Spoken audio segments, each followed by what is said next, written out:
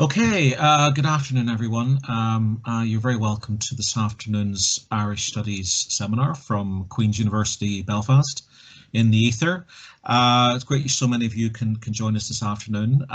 Just a couple of housekeeping points. So if you could keep your microphones muted so we don't get any feedback during the presentation, that would be great. When we come to Q&A, I'll indicate how you can ask a question and invite you to unmute yourselves and ask your question at that point. This session is going to be recorded, so if you are worried or concerned about appearing on the recording, just simply turn your camera off and then we won't see you, and then you'll be fine. Otherwise, you're welcome to keep your cameras on because it gives an impression of it being a kind of real seminar with real people rather than Emily speaking out into the abyss, so to speak.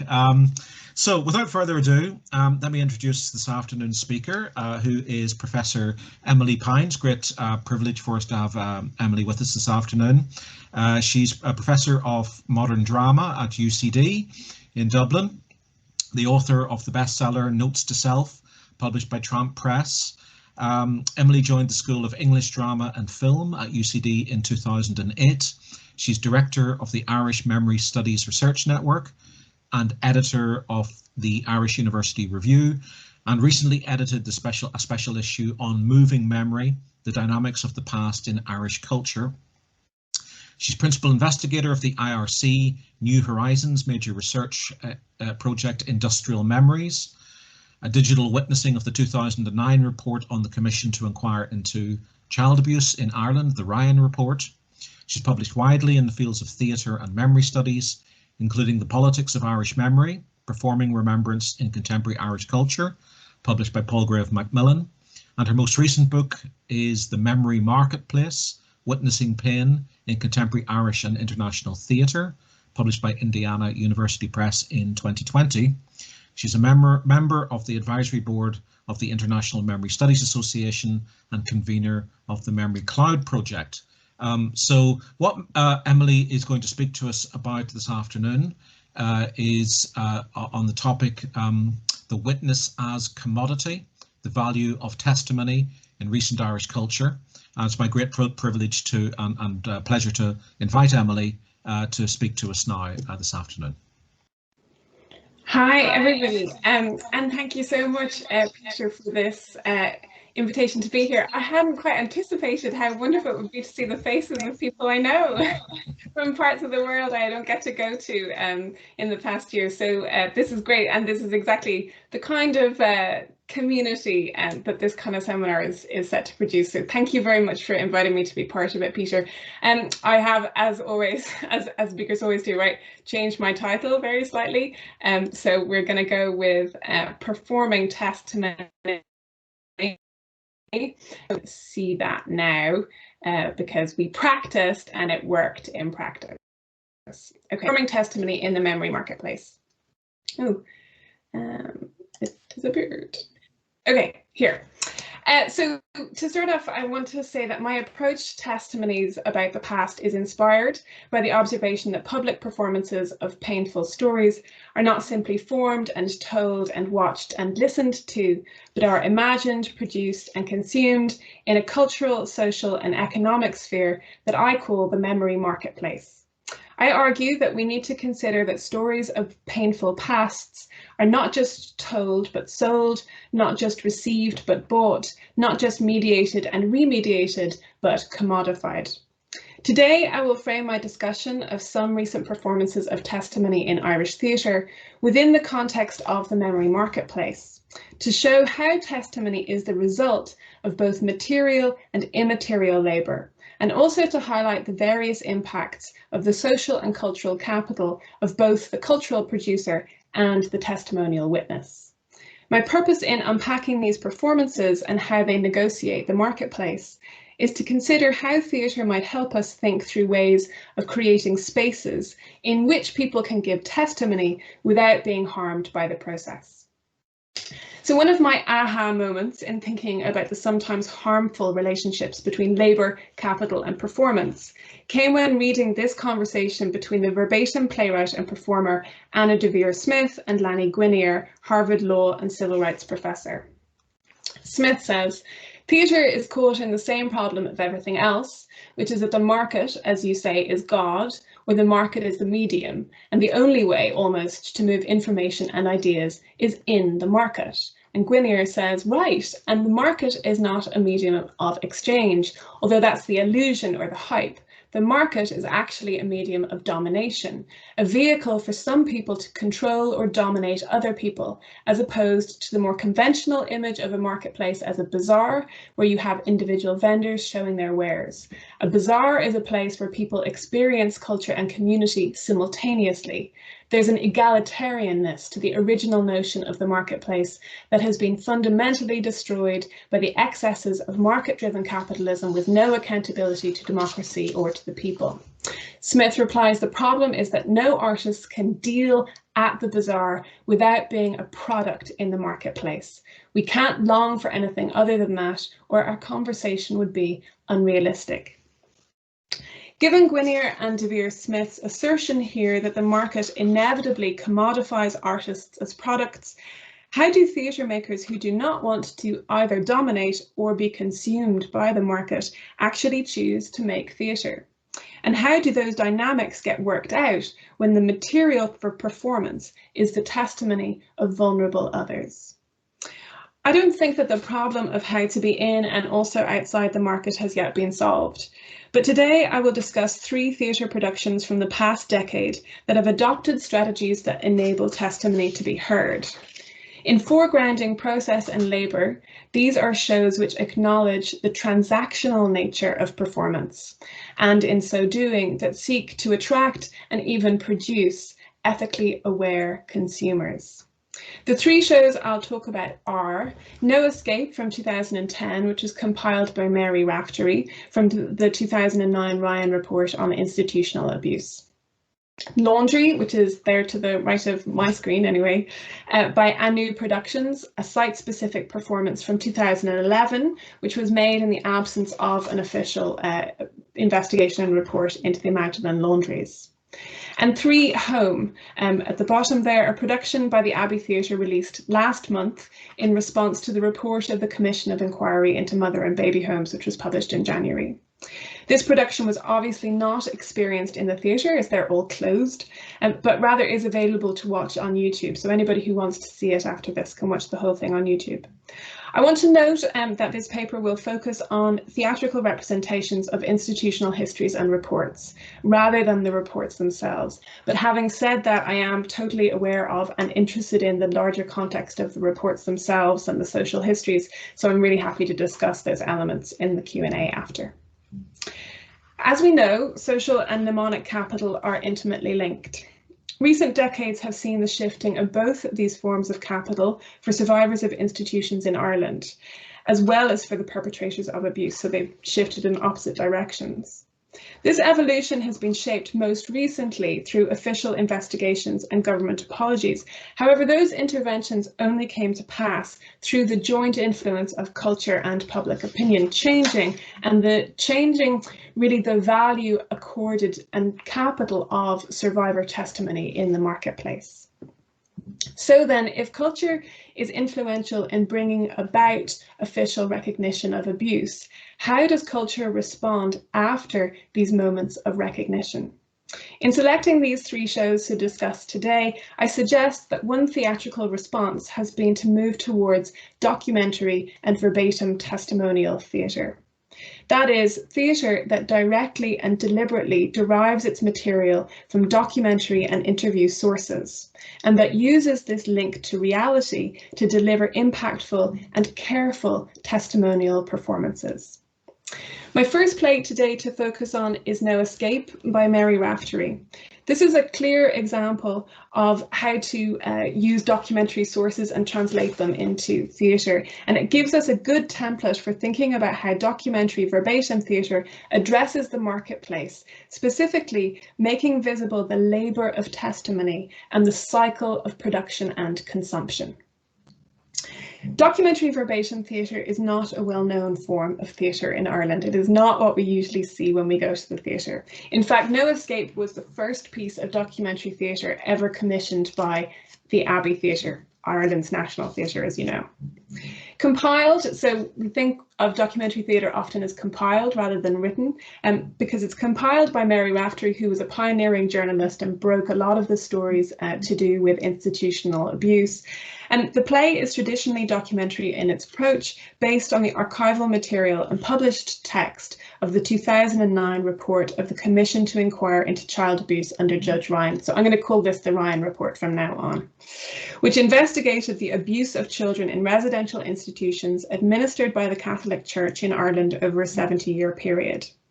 Raftery's play combines a tribunal approach with direct address testimony, which you can see a combination of in this image on screen.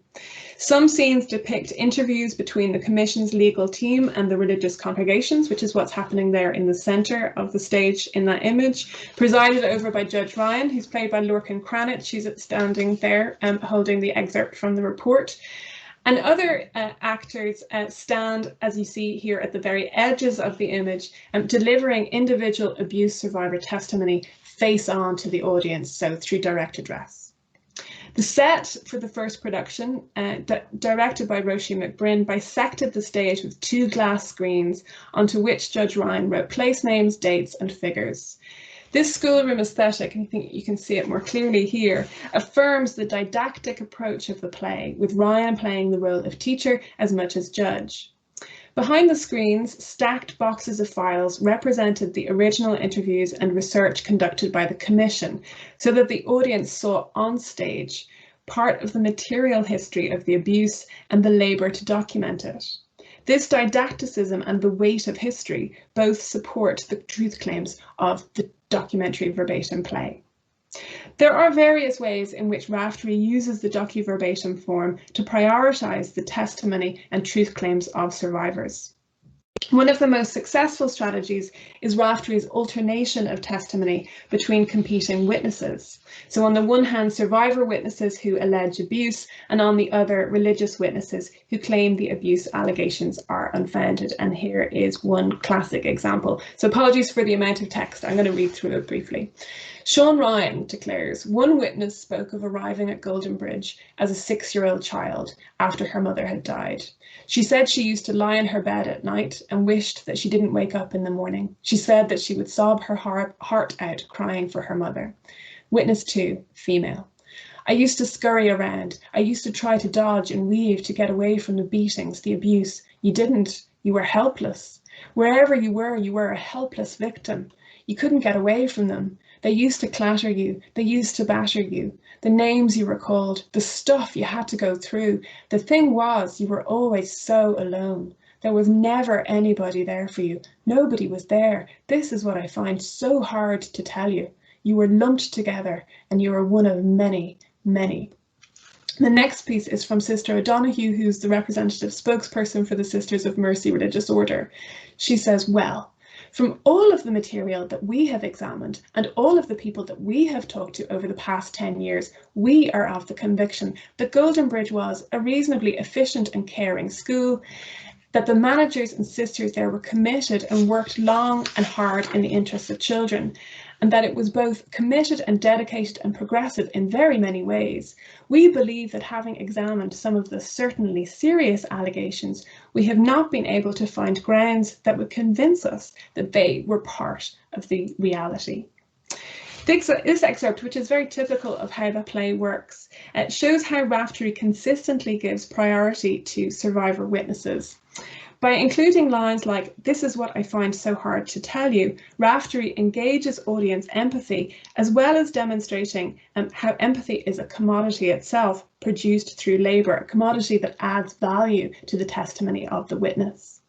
However, while survivor testimony elicits audience empathy, it only derives its full impact when combined with the conclusions of Judge Ryan. Ryan's role as the central mediator and narrator lends his social credibility, along with the generic capital of the official state report, to the memory capital the mnemonic capital of the victim's testimony.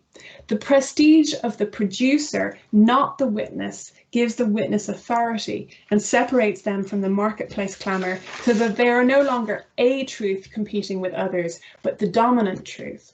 So this shows, I think, how Raftery and other documentary playwrights who are like her exploit market logic to raise the capital of witnesses.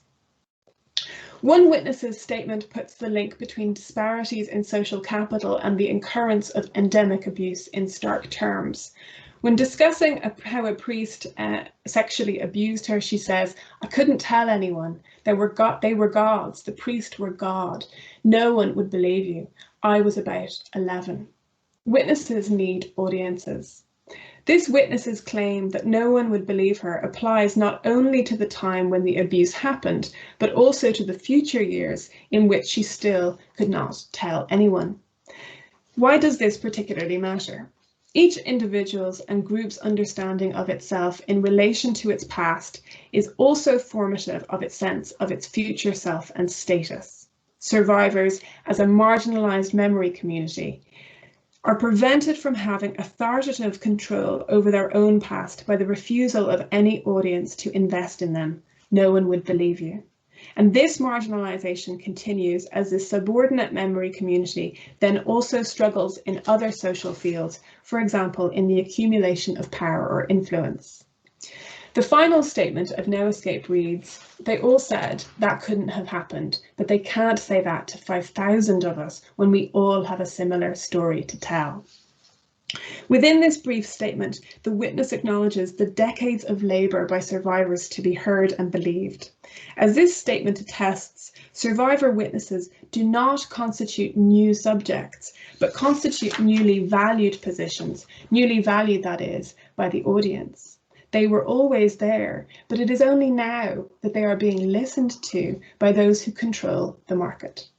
However, even when witnesses are heard and believed in the market, and even when they're given a platform like No Escape, the risk of being dominated by others' interests remains. Even with a production that uses the strategy of direct address, the process of seeing a play about past abuses inevitably creates a binary of us and them in the opposition between the victims and the audience. Despite the fact that direct address alerts us to the witness's willingness to enter the transactional process of production and consumption, that division between performer and audience can be detrimental because of the working of shame. As Sarah Ahmed argues, recognising national past wrongs functions to bond and assert the nation as a group. But at the same time, it acknowledges that group's failings, thus producing shame. In theory, No Escape frees the survivor witnesses from the shame they experienced as children and later as adults, redirecting that shame at those culpable, in this case the religious and state spokespeople. But shame is not an emotion that can be easily limited.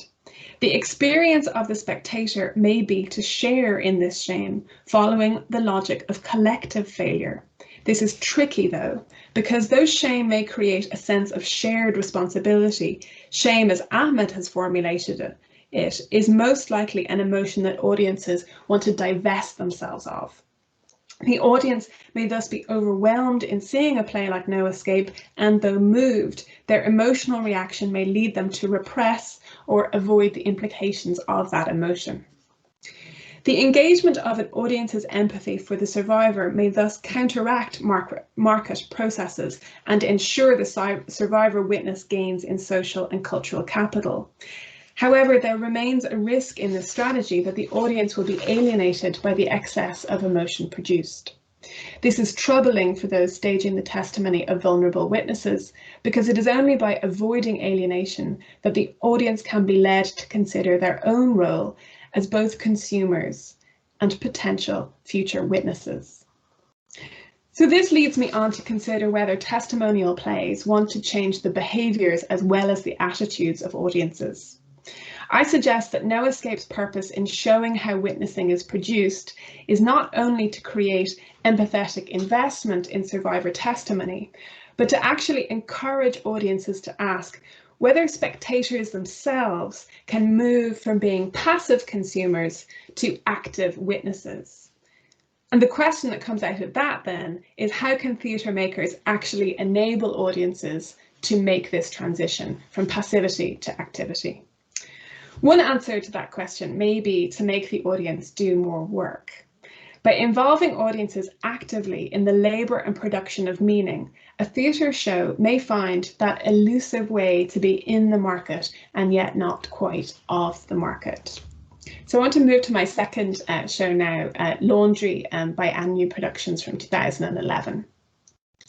In Laundry, the site-specific company Anu Productions set a play about the experiences of those women incarcerated in Magdalen laundries in the buildings that you see here on screen of a former laundry. In fact, this was the last laundry to close in Ireland in 1996. It's on Sean Mcdermott Street in Dublin's North Inner City.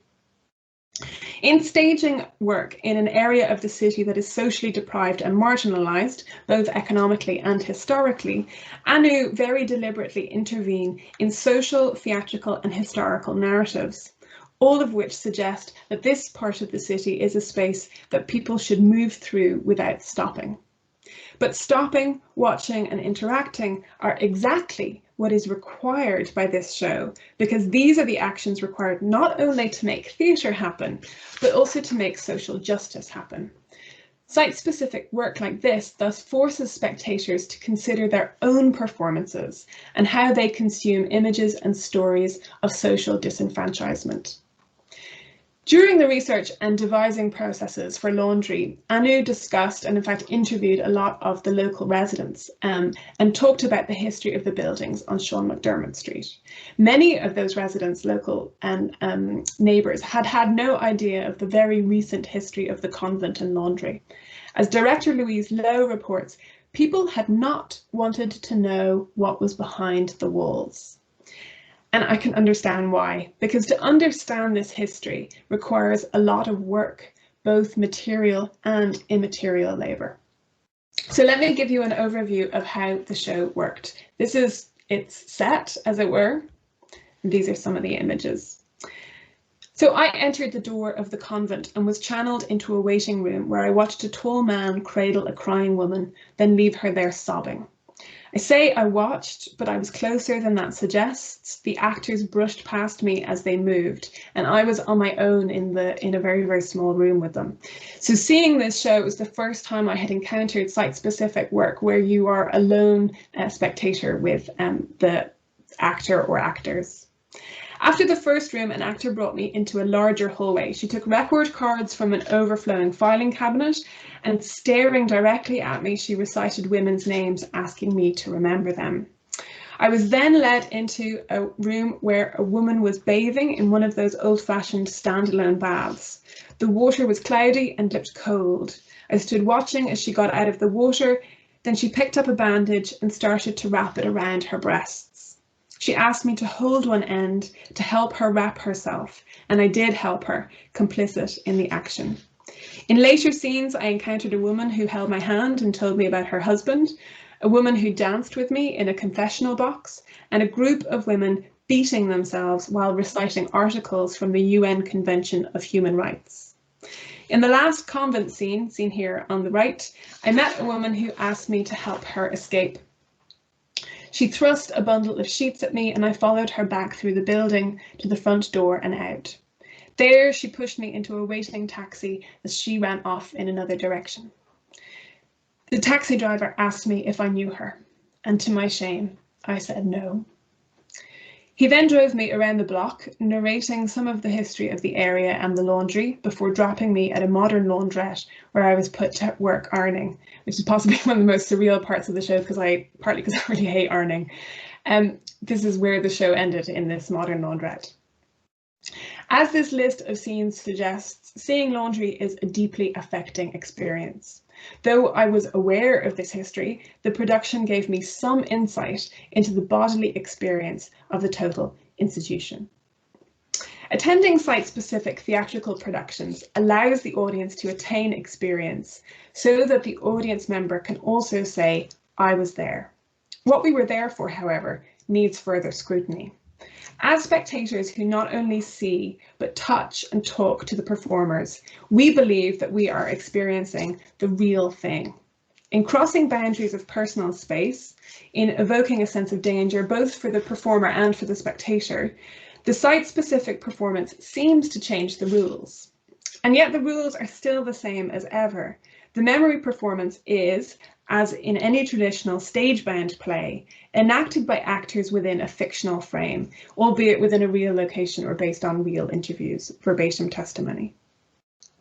One criticism of this process, then, is that audiences are not there as witnesses, but as what one critic called macabre thrill seekers.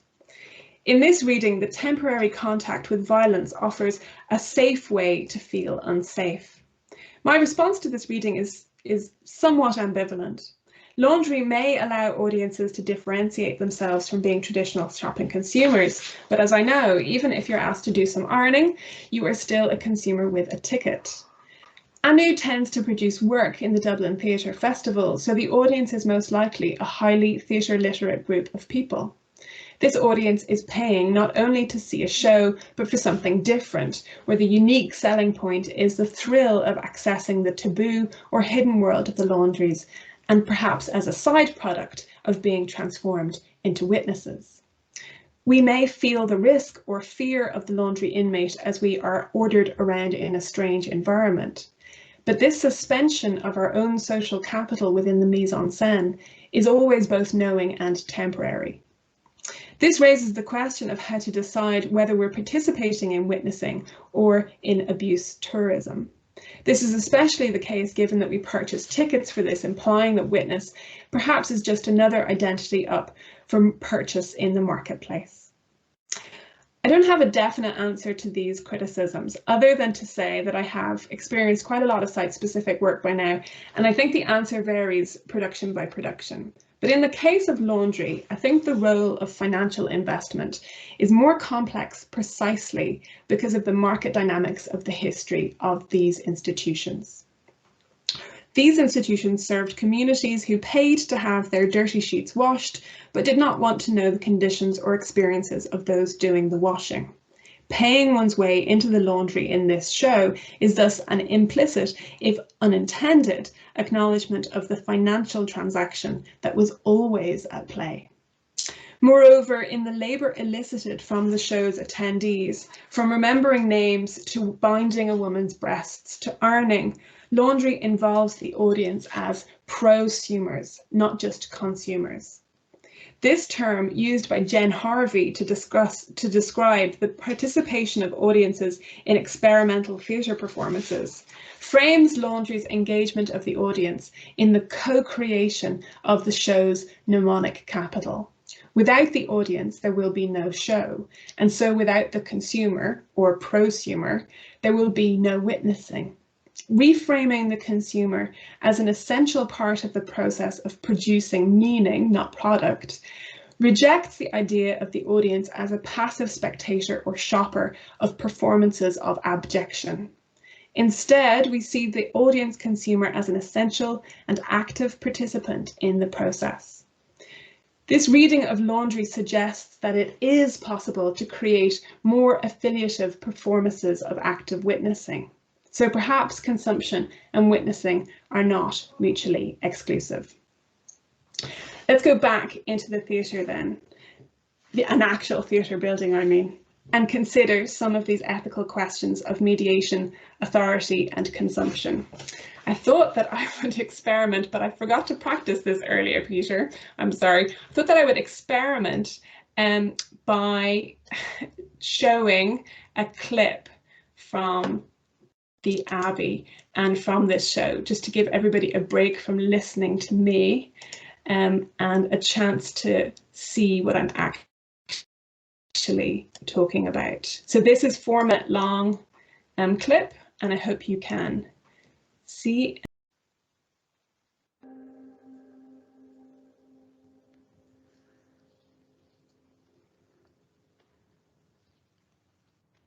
Testimony from Joan Mcdermott, Bessborough Mother and Baby Home. My name is Joan Mcdermott. July 1967, at the age of 17 and a half, my life changed. I informed my parents I was 3 months pregnant. The following day, they drove me to Bessborough Mother and Baby Home, where I was incarcerated for 6 months and 2 weeks. December 27th, I gave birth to my son. Whilst breastfeeding, a nun removed him from my arms. He was 7 weeks old. 2 days later, I left Bessborough, went to the UK to a relative, arranged by my parents. They forbid me to speak about my situation, as I had bestowed shame to my family. I recall my body was screaming of motherhood. I was silently grieving, my grief not openly acknowledged nor socially accepted. My life in the UK spanned almost 40 years. I learned to live with and keep my secret, as well as the immense pain in my heart. In my head, I had a vision that one day I would return to Ireland to search for answers as to what became of my son, who was taken from me without signing any adoption papers or my consent. In 2000, following early retirement, I returned to reside in Ireland. The following year, I started the process of my search. From the onset, I was met with opposition, being informed I was wasting my time, as records of the period I spent in Bessborough were destroyed in a fire. I continued to navigate through a dysfunctional bureaucratic system. My anger, frustration, gave me the strength to keep going. 15 years later, my tenacity paid off. I received a phone call from a social worker informing me my son was found. The sad irony was, 9 of the years I was searching, my son was doing likewise, liaising with the same social worker. They unnecessarily kept us further estranged due to their failed system. 5 years ago, my son and I met. I cannot articulate the joy, my heart bursting with love. He is now an integral part of my family. I opted to give testimony to the Commission of Inquiry, re-traumatized by revisiting the depths of emotion to narrate my truth in my quest for justice. The publication of the report did not address the violation of my human rights or that of my son. I am angry. My fight for justice continues.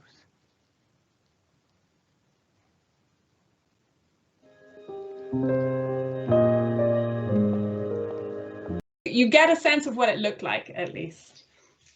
Okay, as you can see from this clip, if not hear it, the Abbey's recent production home has an aesthetic that is influenced both by the tribunal style of theatre seen in No Escape, and also by the requirement of the pandemic for an empty theatre. So I'm not sure if you saw, but it's actually happening on the Abbey's main stage in a completely empty auditorium. Performers like Mary Mullen here, who was reading the testimony of a woman called Joan Mcdermott, who had been in Bessborough Mother and Baby Home. And the performers walk on stage, read or recite their testimonies, and then walk off. And the end of each episode is punctuated by piano music.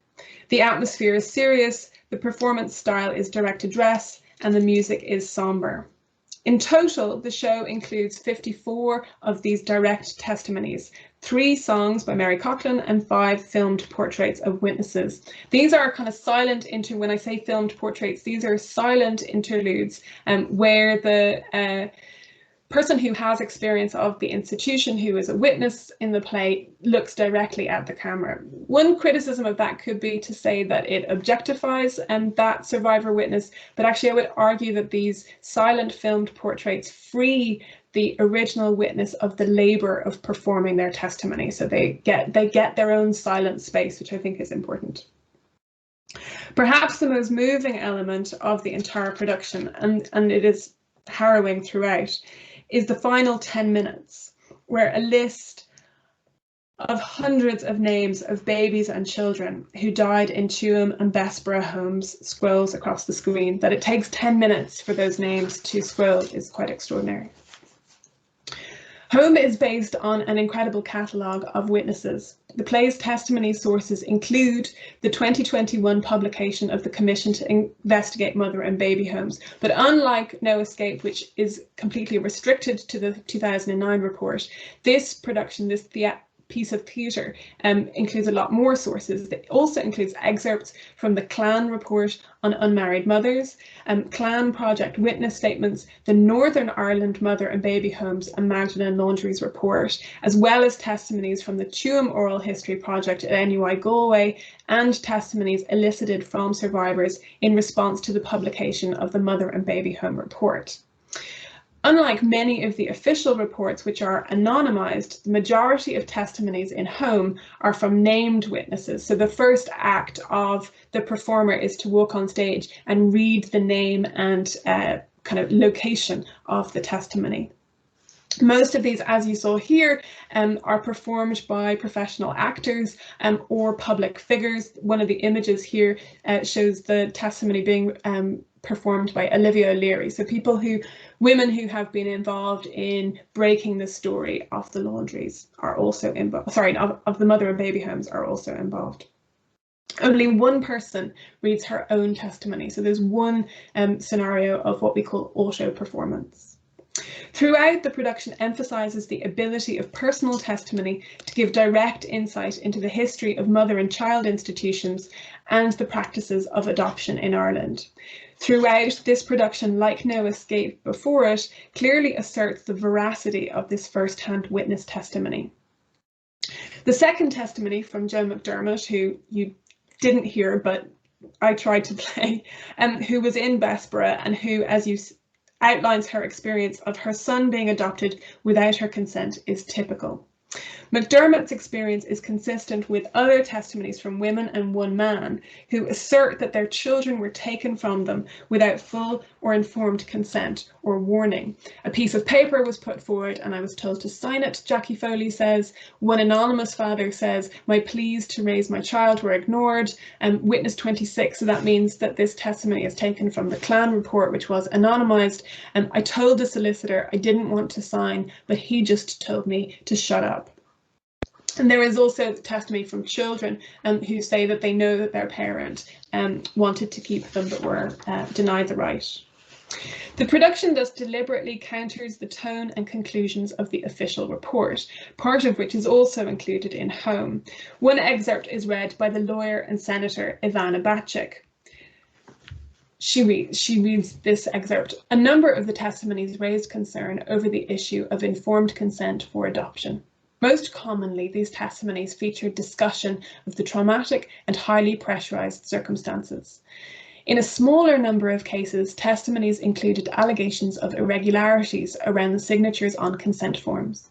In contrast, interviews with 2 Good Shepherd sisters and 3 retired social workers included testimony that pointed to the strict regulation of adoptions and cast doubt on the existence of any coercion.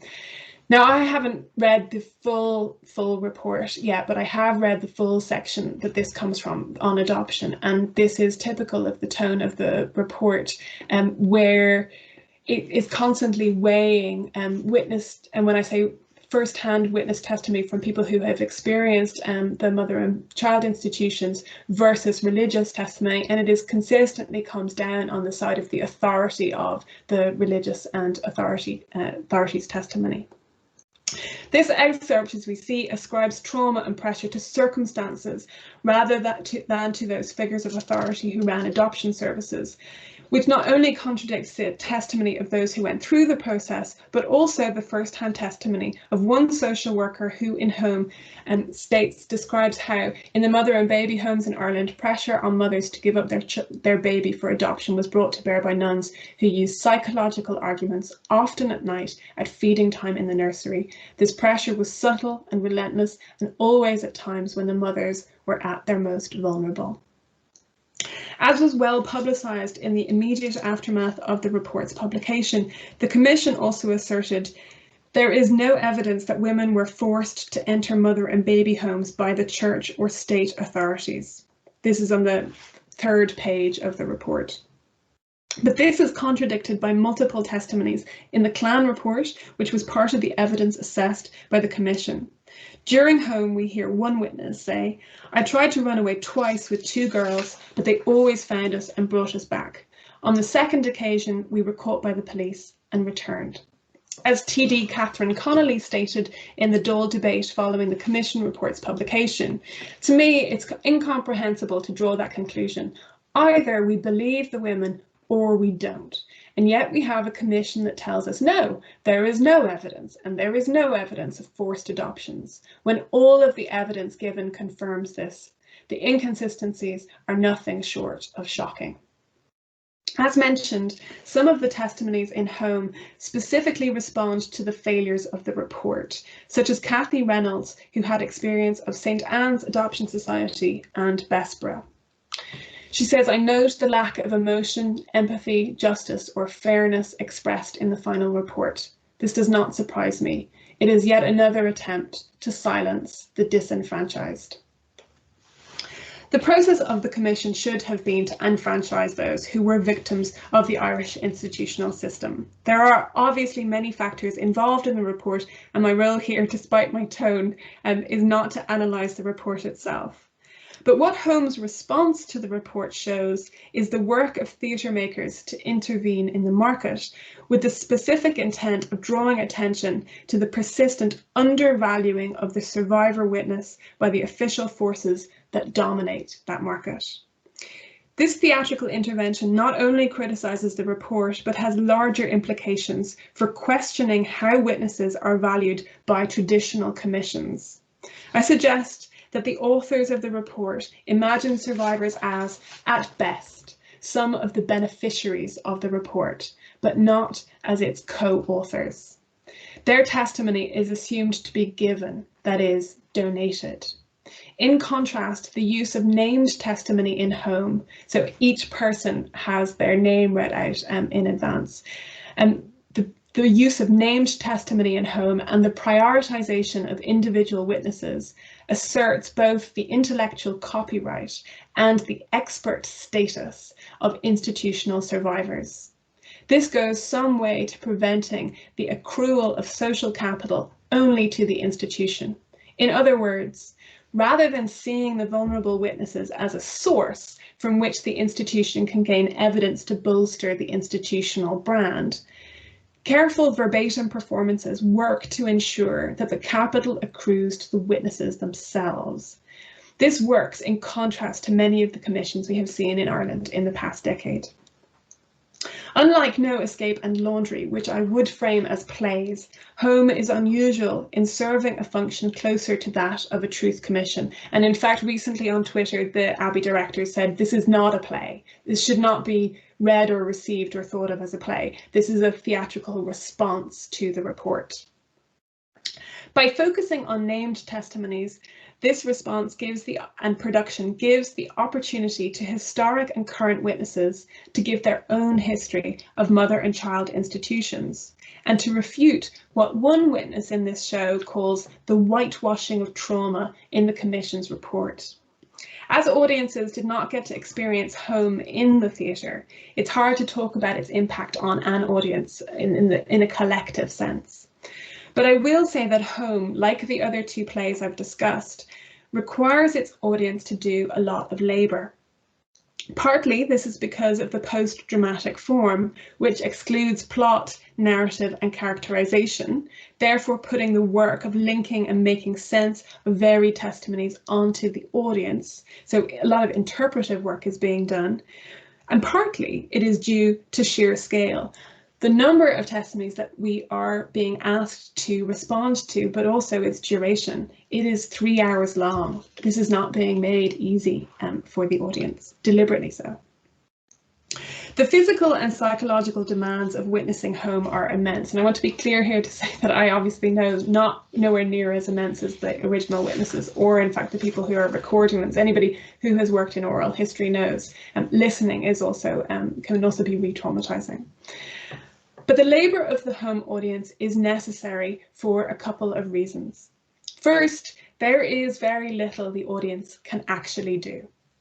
The most powerful agency and capital an audience thus have is their attention and their labour, which they can expend here as part payment for the privilege of being entrusted with another's story.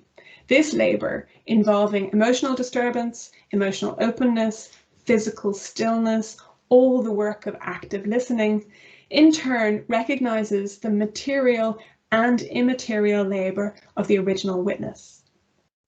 Second, this audience labour is necessary as it goes some way to equalising what is still a very unequal social and cultural marketplace.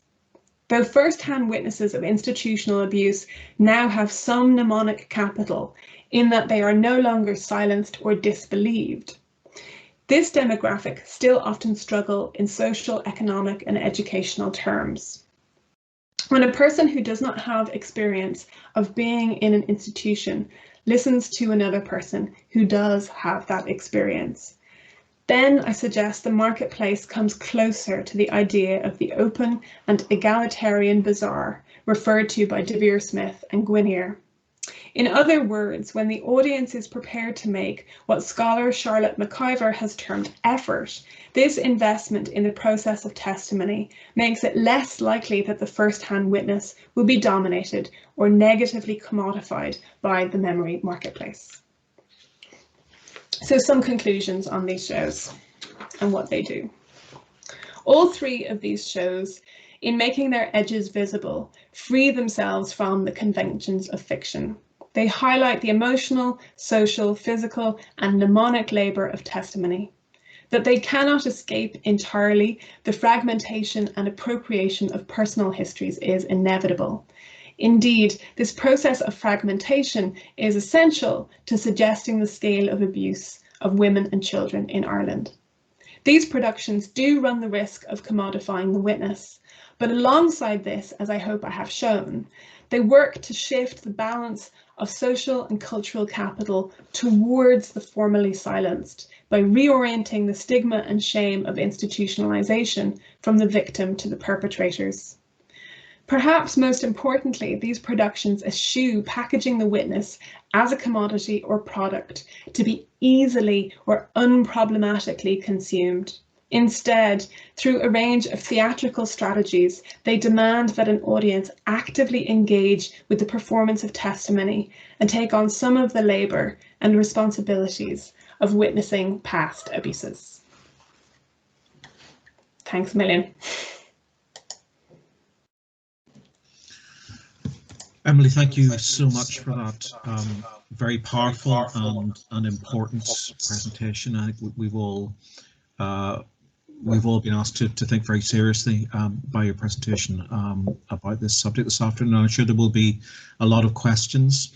So I'm going to open it to the floor now. So if you would like to ask a question, if you look at your screen, you should see a little icon with a hand and a face. So if you click on that icon and click on the hand, that will just, raise your hand digitally. And then I'll invite you to ask your question directly to Emily. So who would like to start? Do we have someone who'd like to ask the first question? Guy, please, over to you. Emily, that was brilliant as ever. I mean, it was brilliant. It was shocking and brilliant at the same time. I'm just puzzled about one thing which I'm thinking about. And this might not be a fair question. The notion of cultural forgetting that I've been puzzled with for a long time now is about marginalization of certain productions. So you've identified these 3 productions which are challenging, which undermine the dynamics of the memory marketplace, which put the witness and force the audience to interact with the witness, right? Mm-hmm. And I'm going to ask you a question here. You selected these 3 productions because you identified them with your own senses as being radical productions which can do that. Where are they on the map of current Irish theatre? Meaning, if they're marginalized in any way, then their effect is lost. I mean, if this becomes center stage, then their impact is there. And that's very hard to gauge. But if you have any thoughts on that. Thanks. Yeah, that's a really great question. And it's hard to answer in the sense that home is so recent that I can't really answer in relation to it. And I think, but in terms of new productions, their work has gone from, so Laundry is part of their first tetralogy. So they have a series of 4 plays, site-specific work, and in which, you know, you have lone audience members. So that necessarily circumscribes the number of people who can go to that particular show, right? But they work really, they work insane hours in order to make sure that as many people as possible can see the show. And they also did this thing where they gave everybody a bar of carbolic soap at the end with your name written on it as a memento. And oddly, this has become one of those kind of like a piece of the Berlin Wall, right? It's become one of these weird talismans of Irish theatrical memory. And people kind of prized possessions. But what it showed as well, I think, is an understanding of an ongoing impact of that show. And in fact, this is one of the other knock-on effects, I think, of site-specific work, which is now every time that audience is in that part of the city, it triggers the process of thinking about it again. So I think there's a really, really strong sense in which the impact lasts much longer than the production itself. There's also this thing that at the end of shows we tend to clap, which is this moment of kind of audience catharsis where we release a lot of the negative emotions. We can do something, right? We're actually, this is agency, we're clapping, but we're also ending the theatrical illusion of it. And because there is no applause at the end of an new show, you're just back up on the street, is horribly alienating. Which, I have friends who say, you pay to see these shows, like, really? So there's that sense of that you are actually paying for this slightly extreme experience. And No Escape was, and I said that, I showed images from the first production. It ran for 2 weeks in the Peacock Theatre, which is the Abbey's studio theatre space, and it wasn't sold out. It was free, sorry, tickets were free, and yet it wasn't sold out. And I know that people who were involved in staging it said that they were kind of disappointed by it, but also not surprised, because as people were, again, like with Home, it happened within a year of the Ryan Report being published, and the Ryan Report was the first of these big reports which people were traumatized by. And so again, I think assessing the scale or the centrality of No Escape is very difficult in terms of audience members. But having said that, documentary theatre is now a genre that people are doing more and more of in Ireland. And there's more verbatim theatre, and there's more understanding of tribunal theatre. So I think generically it's had a really big influence. And in terms of people know, I've been teaching it for years, people know about it. And it was the first play, for example, that went into the Irish Playography as a piece of documentary theatre, because prior to that, documentary theatre was not included because it hadn't been made up, didn't have a playwright. So there are different ways of answering that question in terms of centrality, not just for theatre nerds like me, but I think it has had an impact on a kind of larger cultural landscape in Ireland. Okay, thanks, Guy. Do we have other questions? Oh yes, there we are. Matthew.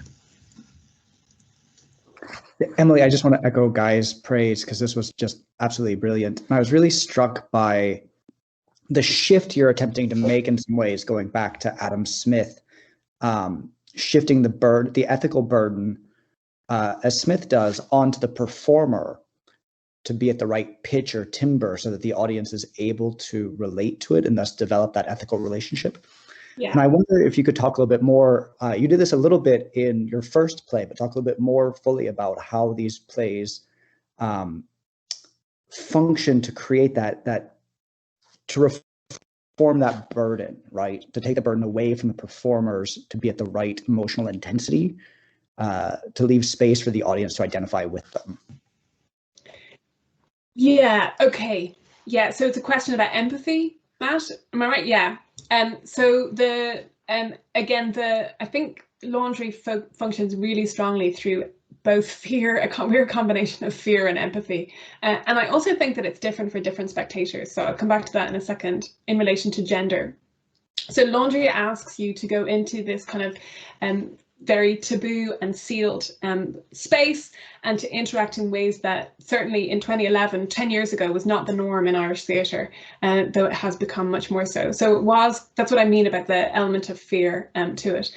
But it also, and perhaps not in the examples I gave, but it really engaged empathy. So one of the scenes was where an older actor kind of sits and gives you a sweet and holds your hand and kind of I can see Anna making a horrified face at this, and strokes the back of your hand and tells you about how she had been married and how the nuns have been good to her. And it's this really kind of strange conversation about how after the death of her husband, she went into the laundry. So there's this really very physically intimate relationship that you enter into there.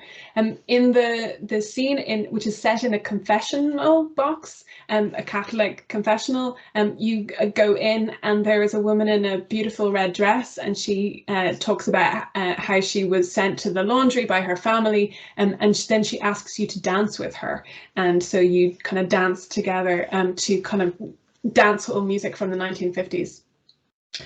And so I think through those little strategies of performance, of really trying to engage with audience members on a very human and humane level, and it manages this duality of horror and empathy and care. There's also a huge risk, obviously, with empathy, not just the risk of shame, but also this idea of that it's part of the commodification of the witness, right? I will feel your pain, and I'm very suspicious of empathy, right?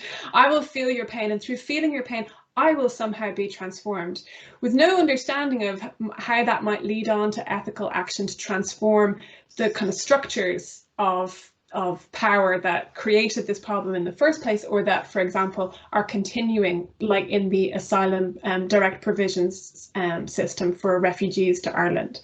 So I think that actually the kind of critical distance involved for the spectator can also be very productive and very positive. That empathy is not the only route forward.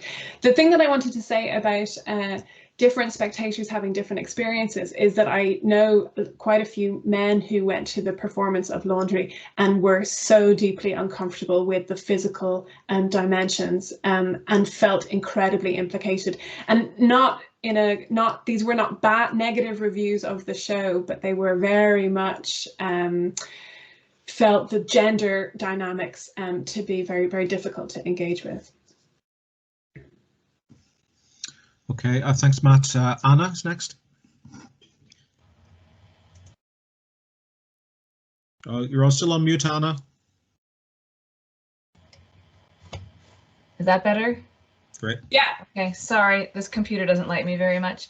Emily, that was brilliant, and sort of I felt this sort of visceral desire to be in a theater, which is something that, of course, I think we're all sort of simultaneously terrified of and longing for at the same time.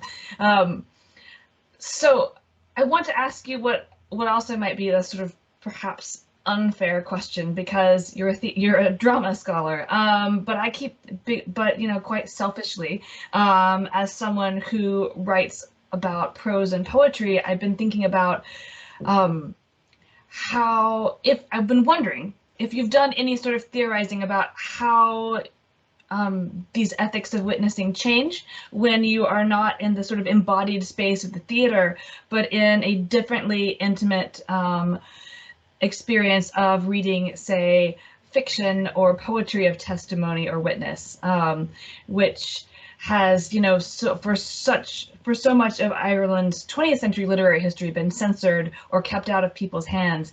And so it's a different marketplace and a different sort of embodied experience, but I'm wondering if that's something you've thought about in this research.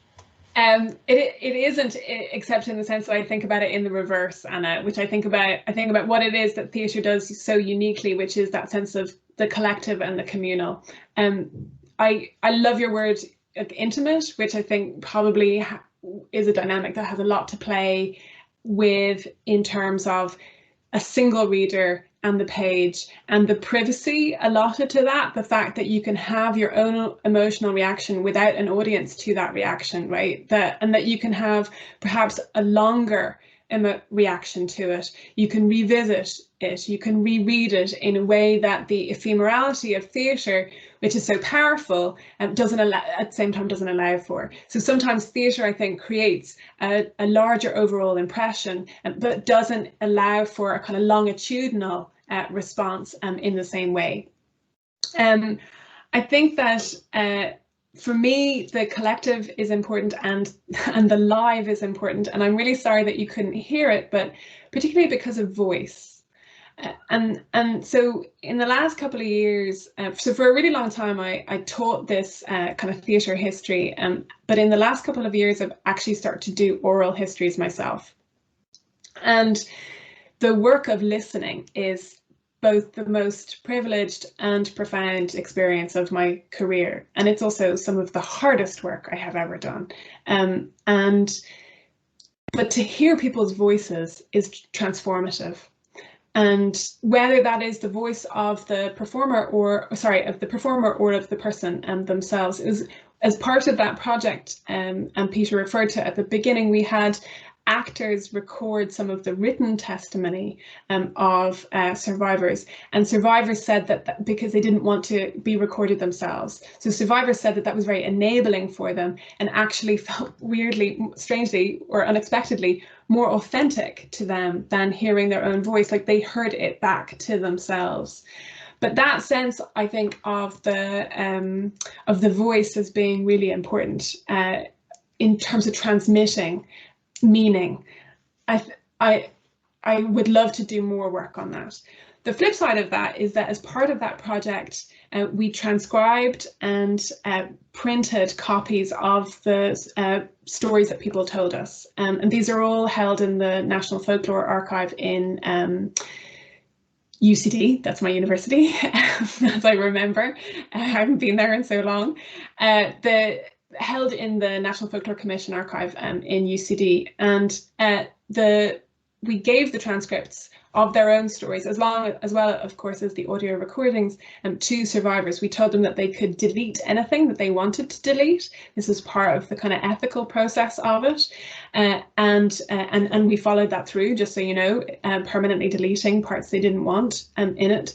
And I talked to one man who was part of that project, and he gave his printed copy to his children, having never told them the story of his childhood. And they read it for the first time, and he was not able to say it to them, but he could use exactly what you're saying there, the slightly less confrontational and more open space of the page to communicate with his kids, and so they were able to engage with that past. So I think that there are real advantages to different forms, and that we do them justice by paying attention to both the risks and pitfalls and to the advantages. But yes, I really look forward to people who are good at prose and poetry doing actual work in those fields. Thanks for the question. That's great. Thank you, Anna. Rebecca has the next question. Hi, sorry, I'm not that used to Teams.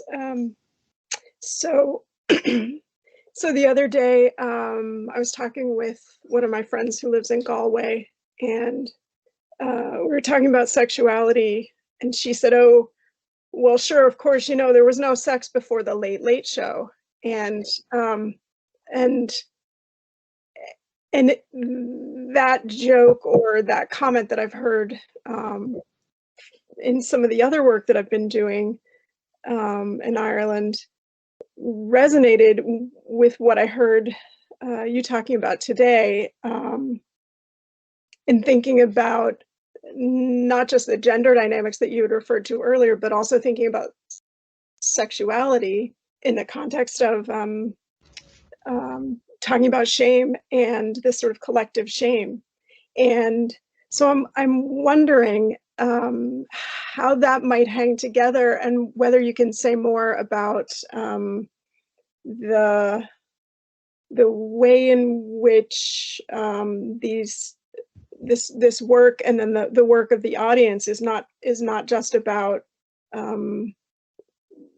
shame and gender dynamics, but how much of it also has to do with this sort of maybe something about sexualities and the role of sexualities in Ireland in a sort of cultural memory. And I hope that was remotely coherent. Thanks.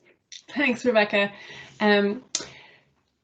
Your reference to the Late Late Show instantly makes me think of the role, as I referred very briefly at the beginning of my talk, the role of culture and the media in breaking the story about institutional abuse, and the way in which the Late Late Show and Gay Byrne's radio show in the early 1990s was a really rare platform, somewhat unusual given how conservative Gay Byrne actually was, but was a really rare and valuable and impactful platform for people who were marginalised in all of the very many ways in which people were marginalised and still are in Ireland, to actually have their say and to talk and be listened to. And Gay would often ask, somewhat obnoxious questions. But for example, the survivors, Christine Buckley and Carmel O'Donnell Byrne, who founded in the 1990s, who founded one of the survivors centres out of institutions, met through the radio phone-in at Gay's radio show. So this idea of the media creating a kind of alternative space, whether that's to talk about institutional history or sexuality, I think is one that is known, but perhaps not as prominently identified or discussed as it could be. In terms of reference to sexuality, I'm often struck actually that when I talk about the shifting social capital and kind of basically the believability, the credibility of the religious versus the victims, that it wasn't stories of institutional abuse of children or women which changed that. It was the sex scandals around the church, specifically to do with Catholic priests having children and sexual relationships with women, which in hindsight look, hugely desirable in contrast to what they were doing in institutions and as parish priests abusing children in their care and so on. So I think the way in which the shifting ideas and attitudes towards sexuality opened a door in terms of the believability of survivors is again part of this much wider and complex story of how witnesses come to have credibility, and how oddly it is the work of the audience, I think, for things like a radio phone-in show is not the highly educated or elite audience in universities and so on, but is actually an audience of the general public. And it was through the general public's response and their work and their protest that social attitudes in general changed. So it's really only Mary Raftery made a series of television programs about industrial schools, these institutions for children, And it was an hour before the broadcast of one of those episodes that then Taoiseach Bertie Ahern gave the official state apology in relation to institutions. So they are intricately linked in terms of kind of the media and the pioneering work done by individuals. Hi, Emily, I think we may have lost you there. Can you still hear us? Yeah, I can still hear you. Can you not hear me? Okay. Yeah. Oh, Guy is nothing. Like he can. He's my external correlative. Okay. All I was saying was that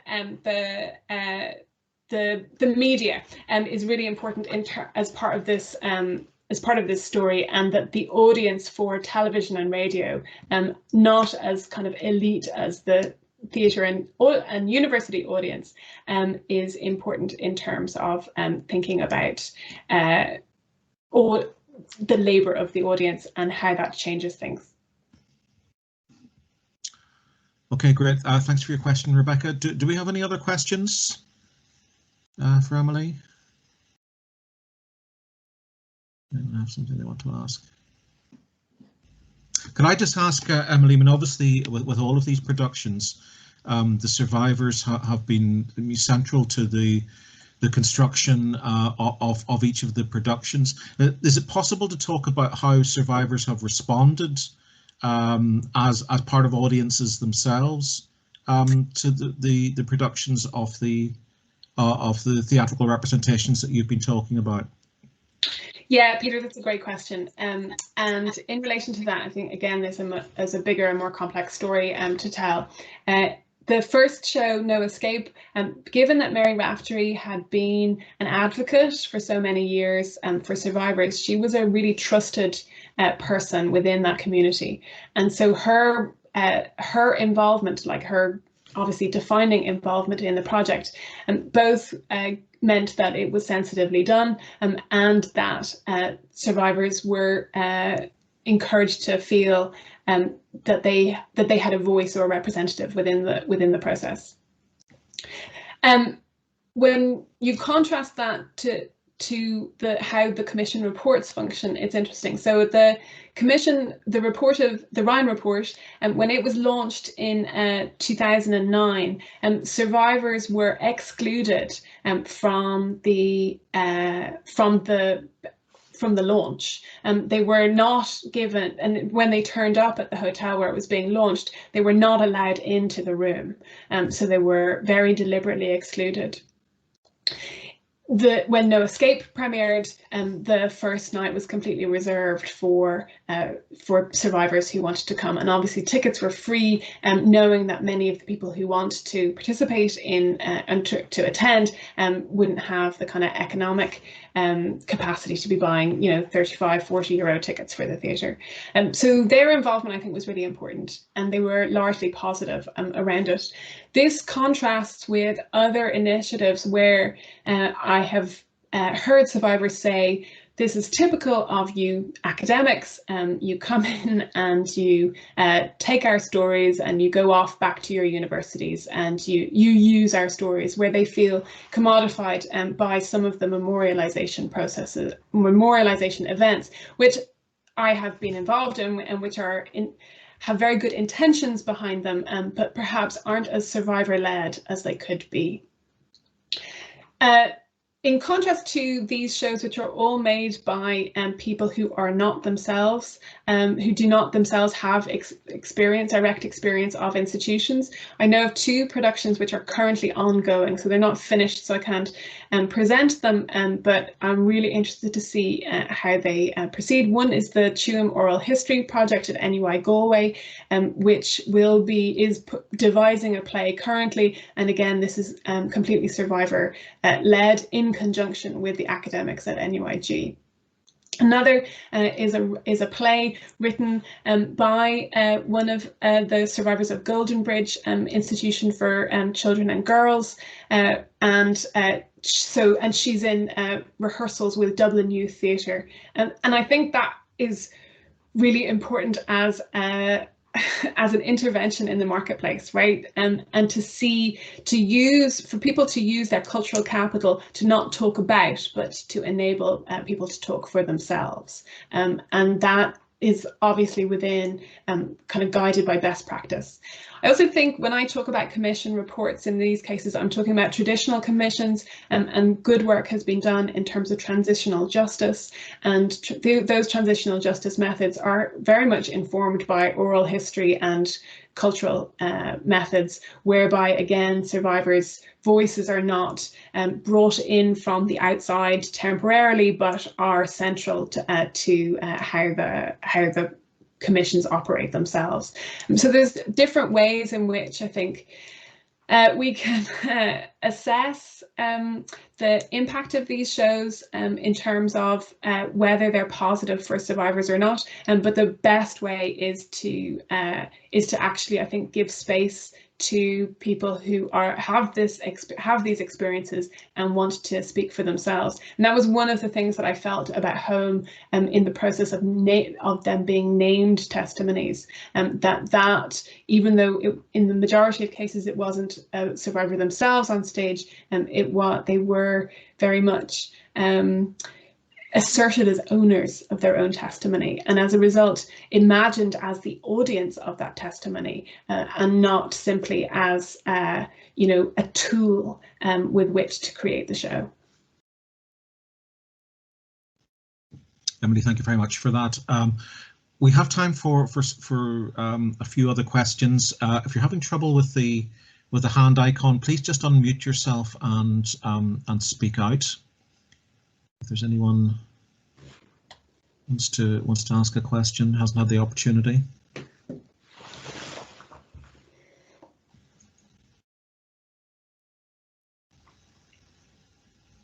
No.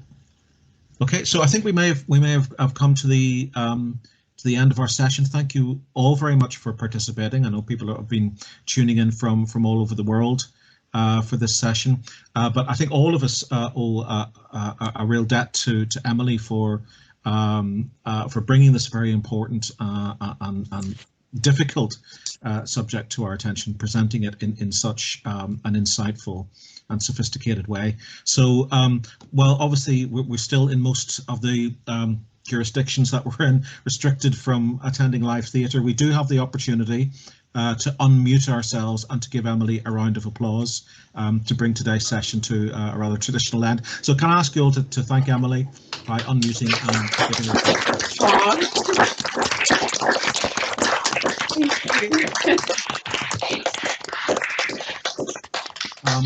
and again, just before everyone goes, next week we have a seminar which is staying with us in the same area but approaching the subject from a rather different perspective. We've Sean O'Connell from Queen's and Leanne McCormack from Ulster University, who, as you may know, were the lead authors of the Northern Ireland investigation into the mother and baby homes, and they're going to be speaking about North and South, comparing the history and legacy of Ireland's mother and baby homes. So please join us at 4:30 next Monday for that. You can sign up using our Eventbrite webpage as well. We welcome everyone to join us and participate next week as well. Okay, thank you all, and good afternoon. Thanks a million. Bye bye.